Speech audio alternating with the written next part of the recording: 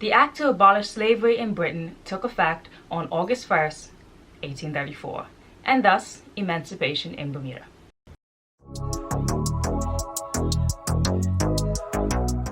Now, quickly after emancipation, laws were passed through so that black people couldn't own any property, have any rights to fair compensation of work, and also have really any chance to be on parliament. At least we forget that the American plantation, the days leading up to emancipation in Bermuda, basically said, hey, we're going to pay you several times more money than the British Crown had offered to pay you for compensation to the Bermuda slave owners. So on those days and nights, literally midnight up to July 31st, there was like an increased amount of slave sales that basically had many black Bermudians leaving the island, being forced to leave and being enslaved in different countries literally hours before they knew that they were going to be emancipated. Now, I know rehatching all this can be quite depressing and cruel, but we know that history is cruel, and we know that there's a lot of things in history that we will never know that actually happened because it wasn't recorded, or persons didn't even have the time to tell their stories to their families. So with that being said, we really got to thank those who are keeping this to light, not just during this year of emancipation and cupmatch, but constantly throughout the entire year.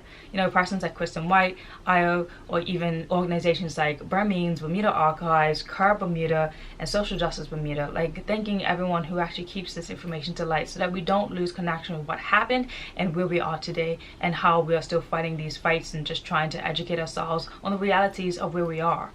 So after emancipation, there was many people who on that day, every day on the emancipation day of Bermuda, did not do any work, and they celebrated however they wanted to, which included playing cricket. We all know that the very first official cup match was in 1902, and since then cup match has evolved increasingly. There's this ad from the Bermuda Recorder from 1970 that basically says that, oh, to get into the games, adults $1.50 and children 50 cents. Now you can definitely see how much that has changed in this year of now 2022. Now today we have things like scaffolding, major lines, vendors everywhere, sponsorship everywhere, and also places for tourists to go, as well as long-standing family generational spots.